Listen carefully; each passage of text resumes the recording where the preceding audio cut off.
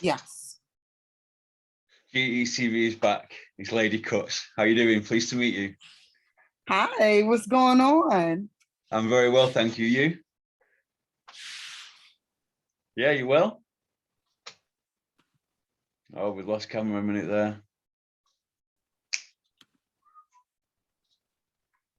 Yeah, we're back. We're back. Okay. We're back. I got scared for a second. I was like, what happened? Jumping straight in. Where are you from? Okay, so where that? We're back. I'm from New York. I'm from Harlem. Spanish Harlem. I'm from Harlem. I'm from the east side. So what we call El Barrio is Nobody. Spanish Harlem. And that's where I'm from. I'm from 105th and First Avenue in New York. Growing up in that particular area, it's hard not to be influenced by music. Yeah, so my musical inspiration was KaySlay and all the people that were in the neighborhood who knew the celebrities who bought them by. You know, KaySlay was the first DJ I ever encountered. Yeah. He was a pillar in the community along with Dollar Bill, and you know, they played music for us. They played our soundtrack. You know, they gave us the keys, and it was up to us whether we chose to take advantage of it or not. You stepped into DJing yourself, didn't you, at a very early age? Yes, I did. I started DJing at like 6 or 7. We had a stable turntable in my house, and I definitely used to get in trouble a lot scratching the records and throwing them out the 14th-story window. So that was kind of like my introduction to actually being able to play with the sounds themselves. And it was really fulfilling from an early age. I think it's a real shame that we've actually moved away from the decks and it's now all electronic. That art of actually mixing on decks, it seems to be getting less and less. It's a shame that we're losing that. Would you agree?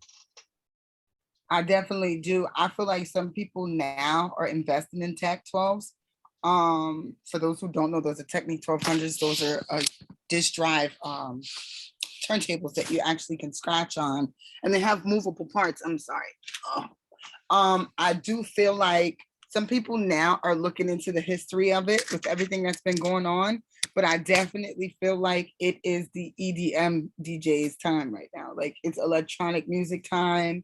You know, it doesn't matter what genre of music you're playing, it's all electronic. You know, we used to call it EDM because it was that thumping, hard chest pounding music.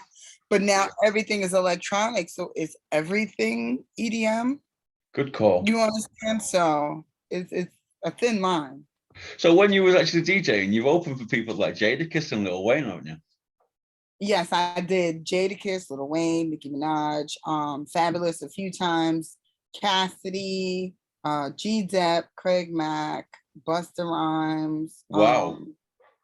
I've done a lot, you know. Where I was DJing at, it was only one major club up there.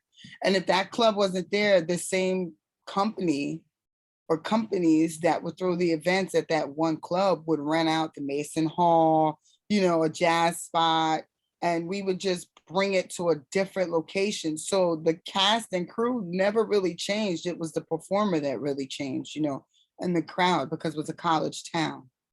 So when you was DJing and then you decided to step away and actually join the armed forces, was it the DJing you walked away from first? Yes, it was. Well, not necessarily, because I've always been a poet and a rapper. I walked away from rapping at 18. I did still write. I did still practice, and I did still keep it to myself.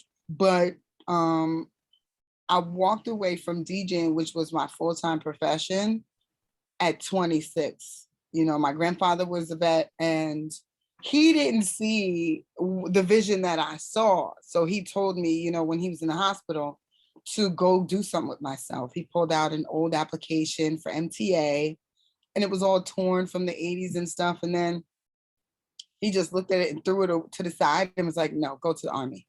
you got to do something. Like, I thought I did a better job with you. Like, I raised you. You should know better kind of situation. You should have a 401k and retirement. We're talking about a man who worked 3 and 4 jobs, okay? Who Yeah. had a chest full of money in his house where if his wife or his children needed, they could get. It wasn't in an abundance as far as being a millionaire, but it was enough, Enough. for that time for them to survive and not have to struggle. Um, and with that, it's just like I did it and I don't regret it, because it made me who I am. It made my family who they are. And um I am grateful for those experiences because I feel like it kind of matured me to a point where now I think I can focus a little bit better than I did before on the business aspect of things. What does being a veteran mean to you personally? Being a veteran to me means being selfless and sacrifice. They teach us these keywords like leadership, LDR, SHIP, loyalty, duty, respect, selfless service, honor, integrity, personal courage.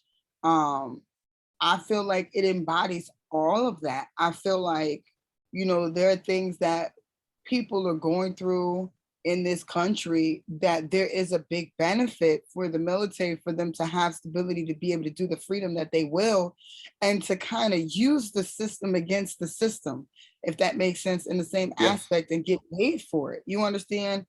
Utilize the resources you have in front of you and you're working for it. It's not given to you. It's not free. A lot of times I notice that people tend to assume that it's a freebie because you joined. No, when I joined, I left my family, I left my child. I was gone for 2 years straight, pretty much without having a home over my head. And when I came home homeless. Let's be transparent about this now, okay? Yeah. And I had to either lean on people that God put in my life, to be stable and get myself back mentally, or, worry about it myself on my own. And it's not easy. I wouldn't change it for the world. I am legally retired now, which is giving me the freedom to do what I want to do and help who I want to help, and to be able to make a difference and show my children, hey, it doesn't matter where you come from, what age, what race, what creed, what sexual orientation, none of that. Follow your dreams and go for it. And don't let anybody, including me, tell you you can't. Well said. So did you feel, you mentioned you were still writing while you was in the army. Did you feel once you returned that did you feel more equipped to step out and then be like, right, I'm going to now, because you're able to concentrate fully on your music now? Yeah, absolutely not. I wanted nothing to do with music at all. I'm not kidding you. I just wanted to look cute. I wanted to wear nice clothes. And it didn't have to be from Neiman's. It could have been from Walmart, Target.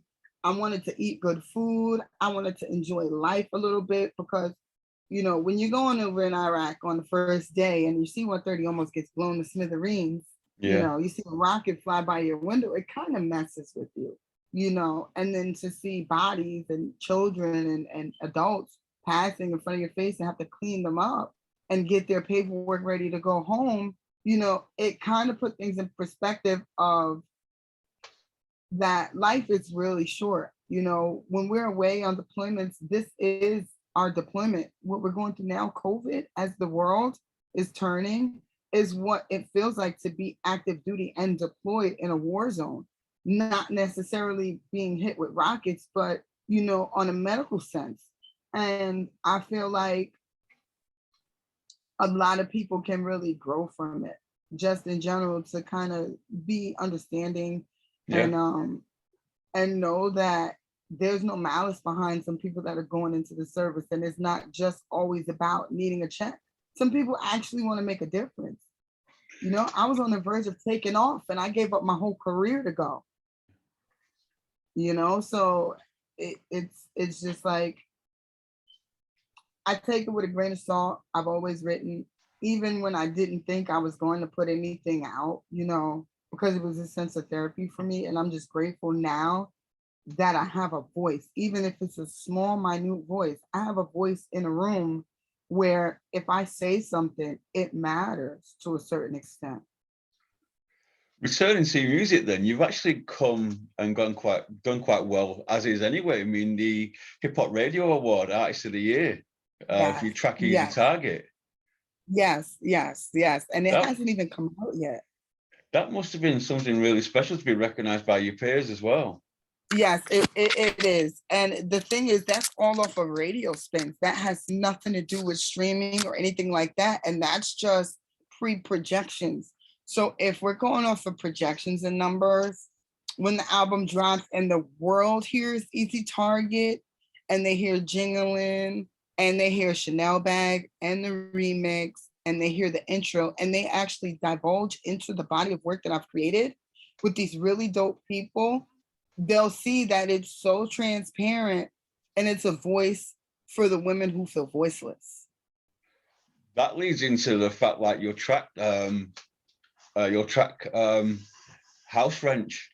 What a message you're actually sending. You've encapsulated everything about yourself in that track, from the Black history to the fact you was in the military, to showing your colleagues that have fallen, and then having your being back in Harlem with your family and your kids and your children. Yes. And that was, and still is, to me, my favorite track that I'll ever do. One, because of how it came about. It was in a really dark place in my life where I just didn't know whether I was coming or going. And I felt like I didn't have a purpose, you know? And I was really, really angry at my situation because I was going through stuff in my personal life and I felt like it was integrating over and transferring over into what I was thinking I was interested in as far as business is concerned. And I have a t-shirt line called Simply Couture. That's what you hear in House Wrench. So I put Simply Couture on the back burner. And over the 2 years, I have been working on like logos and all this other stuff. But with that being said, like House Wrench was really just my middle finger to everybody who I've loved so transparently and unconditionally without judgment. Even if I'm a little bit much in the emotional side, I'm loyal and I'm honest and I'm trustworthy. You understand? Those are the things that were instilled in me from my family.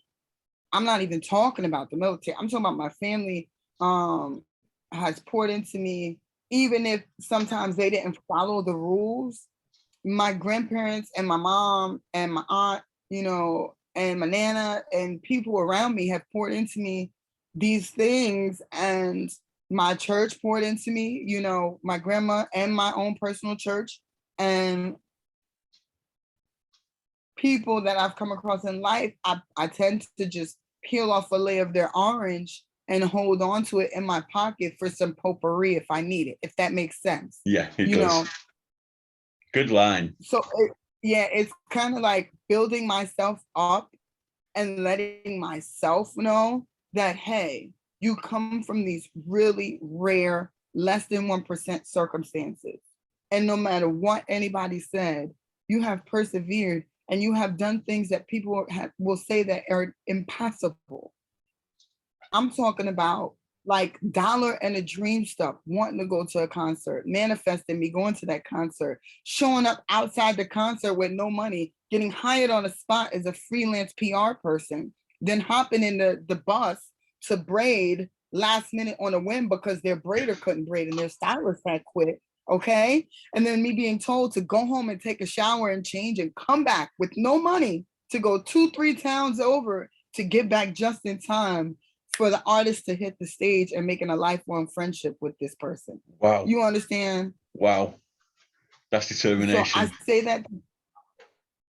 say that to say, always follow your dreams, and you don't have to sell yourself to get to where you want to go. You understand? And when you know you're covered and you're blessed and you live by faith and you do the walk and the work, nothing can stop you. Some quick fire questions for you. You ready? Okay. Cameron or Joel Santana? Cam. Shout out to Miss V. My nana watched Cam a couple times. I know his mom. She's a lovely lady. She did an excellent job. Shout out to Manhattan Center, and Isaac Newton, which is the school he and I both went to. So Cam, all day. I do like them both, actually. Curtis Blow or Dougie Fresh? Dougie. Good call. Big L or Q-Tip? Oh, I don't like you. I'll say Q-Tip. I'll say Q-Tip. Staying in Harlem, Lil Mama or Azalea Banks? AZ, all day, she's Harlem. I love Little Mama, but Azalea is one of one, and you know, I'll keep it at that. Daryl McDaniels or Cool Modi?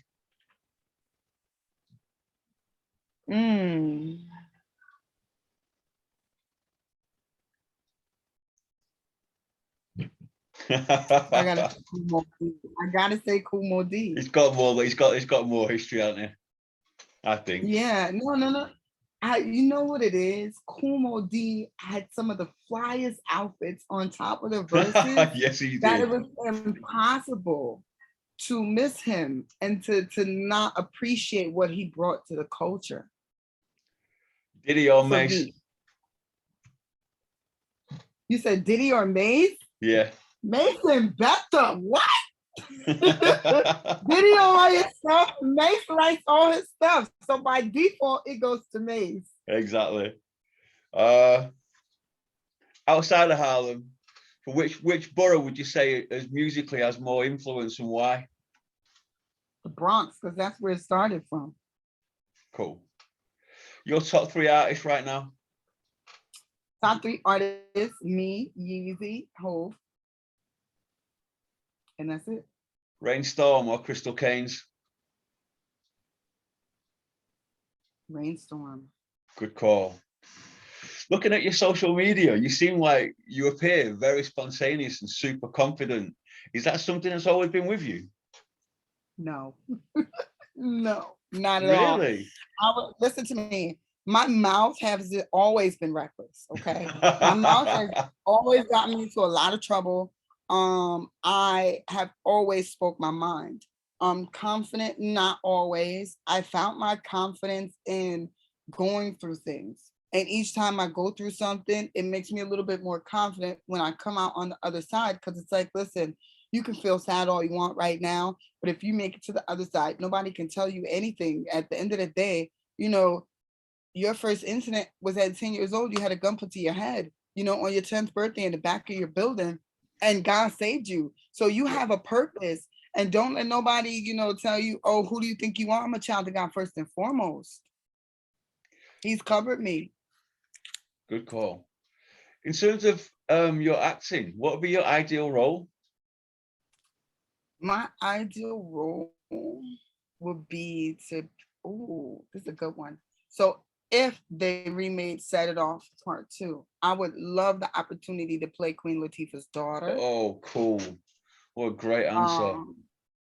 And the reason why I say that is because not only do people reference she and I a lot when it comes to my music and our look, but sure. I identify with her as a bike life chick.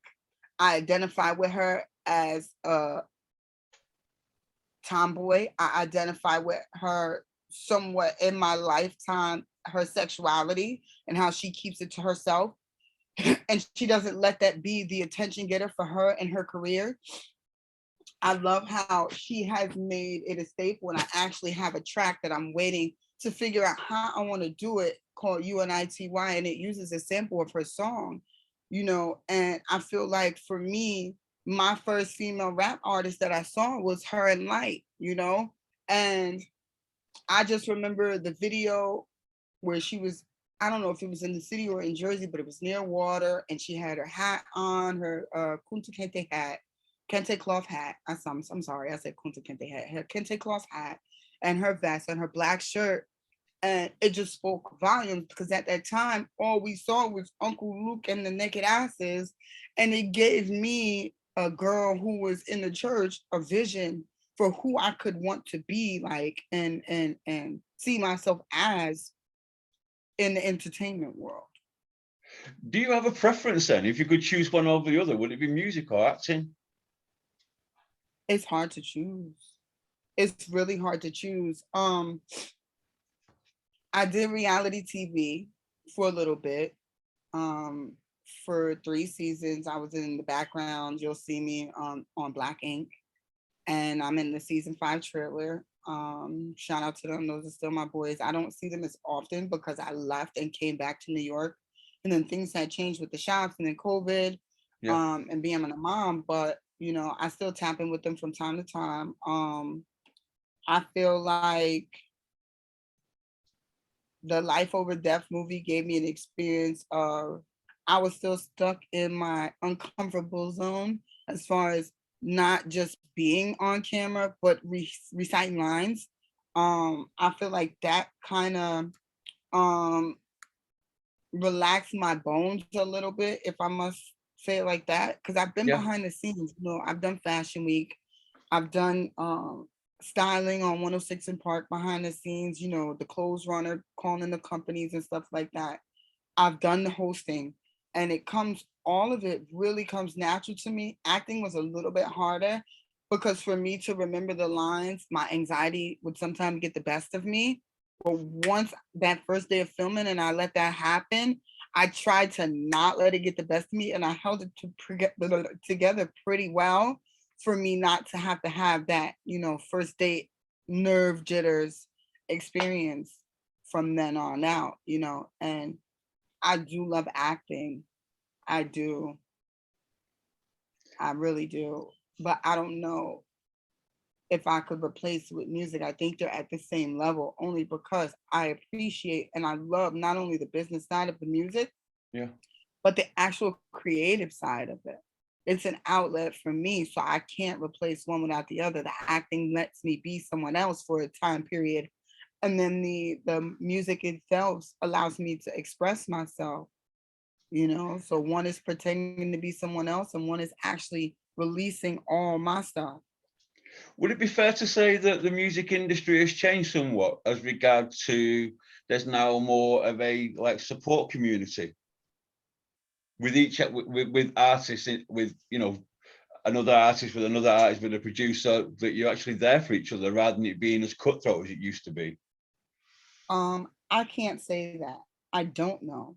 I've encountered some really dope people. Um, it was business, with Yeah. the exception of one. Um, and that was due to it being a believing in me situation. But everybody else cash has exchanged. So when we're talking about supporting one another, are we talking about, I scratch your back, you scratch mine? Or is it just, you know, oh, I support you because I see what you're doing and you're trying? Because I really have worked really hard to build the relationships that I have now. And I thank God for my management because they've worked really hard to even set up interviews like this where I'm able to connect with radio stations one on one and build a rapport with you guys. And for me, I think for me, I have to say it's really just business. I haven't gotten to the level yet where I can say, yo, I seen this person in the studio and they were like, whatever. Because I was on live with, someone on Hot 97 and I had an executive say, reach out to me. And they never answered my DM after telling me to reach out to them. So, I mean, you win some, you lose some. I'm not gonna be everybody's cup of tea, but I'm somebody's whole Kool-Aid, lemonade, Pepsi, Coca-Cola, coffee, iced latte, matcha. Joining up And with Finesse Banks and Finesse Music Production, what's that done for you musically? say that, what has it done for me Joining up with musically? Finesse Banks and Finesse Music Production, what's that done for you musically? It has actually gave me more time to just work on, me as a person and my music, and to be able to not worry about um a lot of the things that used to really stress me out, like making sure I did all the callbacks and handling all the marketing, setting up all the interviews and doing that. Like a lot has turned. I'm doing a lot more interviews. I'm able to breathe a little bit more. I'm able to have more creative time to actually focus on the project as opposed to just focusing on the business, the business, the business. And I know the business is 90% of it. You understand? I get that part of it. Um, and I enjoy that side of it because once you know that side of it, nobody can take anything from you that's not theirs. You understand? Um, I do love how it's a family setting. I know a lot of people say that it's a family setting, but for right now, where we stand at this present time, it truly is a family setting. Um, I love how we all support each other and we're not afraid to be critiqued, or be the critiquer of each other to make each other better. So I think it's really dope. Is that And reflected in your latest release? it I'm will real. once you hear Chanel Bag. We have me and Finesse Banks have a Chanel Bag remix coming out this summer, and we pushed each other on that track. Like she was uncomfortable, not used to going that route and being so aggressive with it, but it fits for her tone of voice and what we were trying to convey on the song. So it worked out beautifully. We have Bad Bitches coming out remix soon that's on her album, and it'll be on the deluxe version of my album. And I think that, both songs are really dope. We also have something coming out with Simos, and I feel like the way they put the music selection of the group itself together, it's really eclectic and you really could dig in a hat and pull any kind of genre out, For sure. And you'll be safe because everybody is great as far as music and business is concerned, and we're all really just go-getters, and that's the part I appreciate the most. I think as well, the artists that are on board, yourself, Stina Jones, and Simoes, you've got a really powerful lineup. Have you actually looked at doing any collab work, the three of you? Well, the four of you, really, I suppose.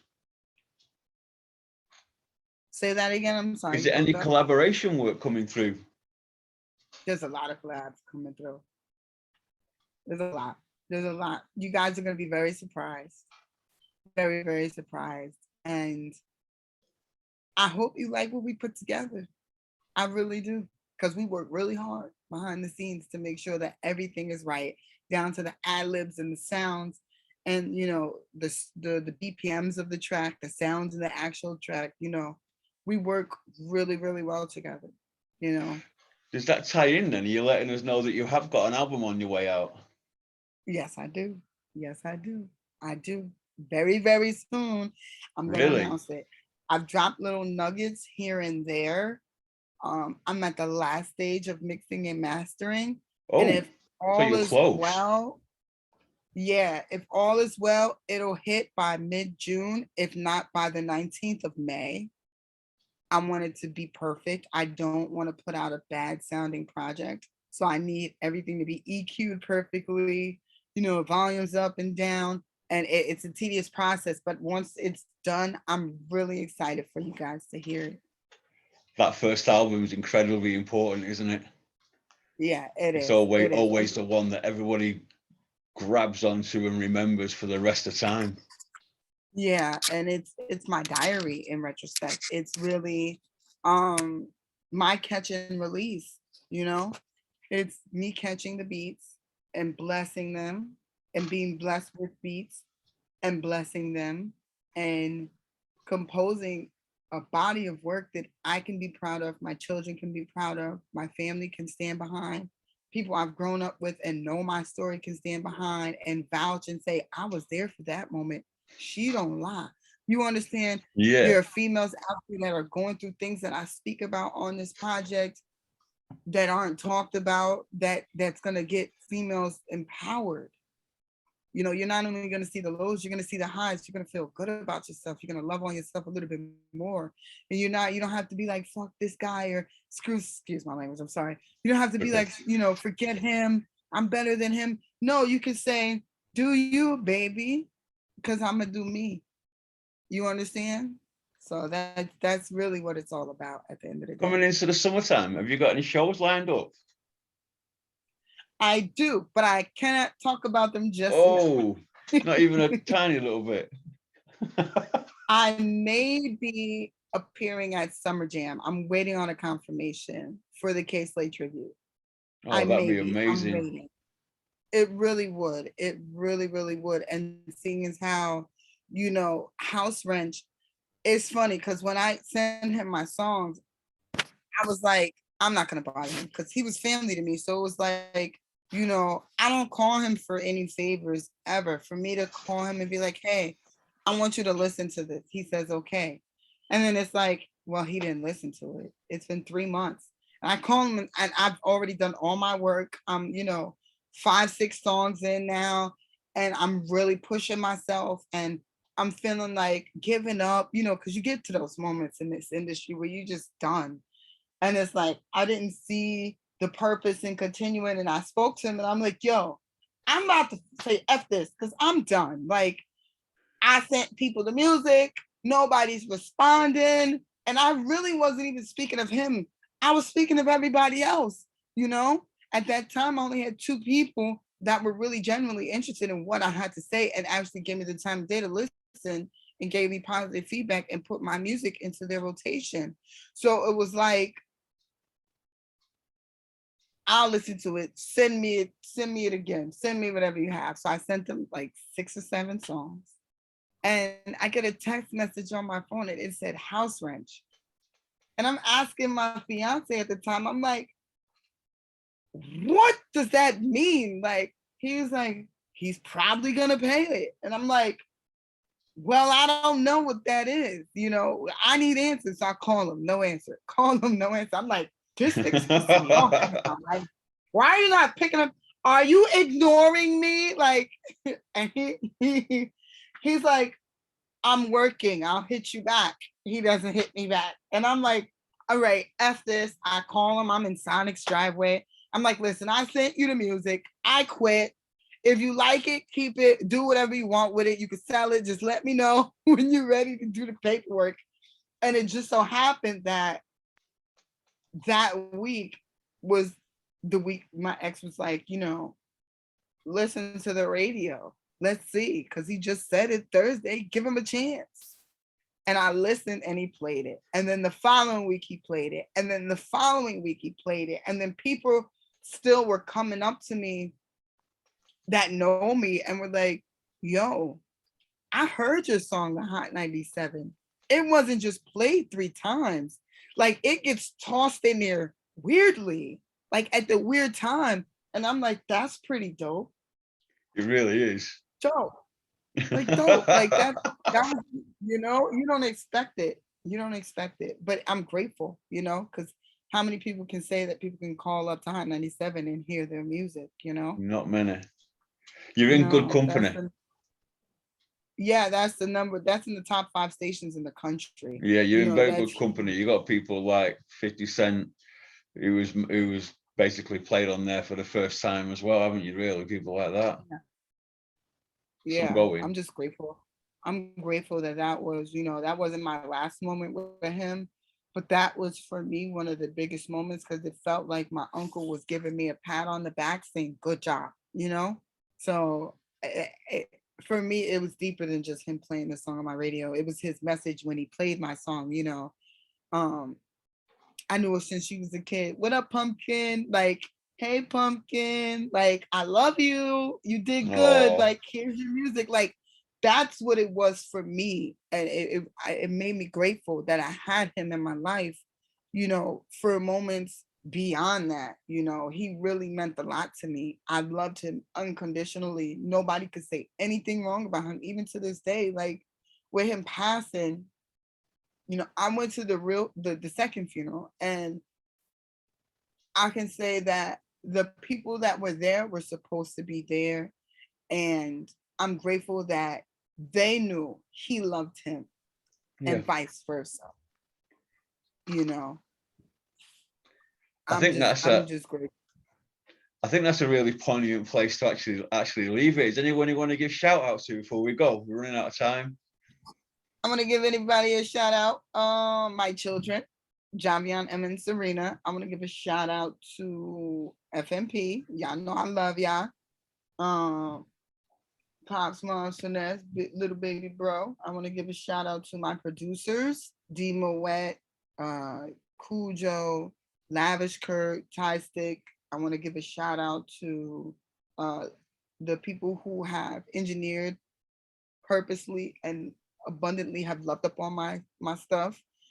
Cassius Clay, Just Dave, and my fave, my little bro, Stay Low. Um, we actually created a really dope song called Rockstar. I can't wait for you guys to hear it. And I want to say thank you to you for giving me your time. And, You're welcome. I can't wait to get booked overseas to see you guys. I might just drop something on you to be the official drop for the UK Oh, before that'd the be album amazing. actually drops out. Absolutely, yeah. So that way I can have a UK connection along with my New York connection here, have two different songs doing two different things and see which one goes where, because time is limited and it waits for no one. We see that nowadays. And I'm just really grateful to be here on your show today. And I Thank you. thank you again. And I want to do one more thing. I want to say a big shout out to my battle, your wife, over there where she's at, because we know we can't talk about that on air.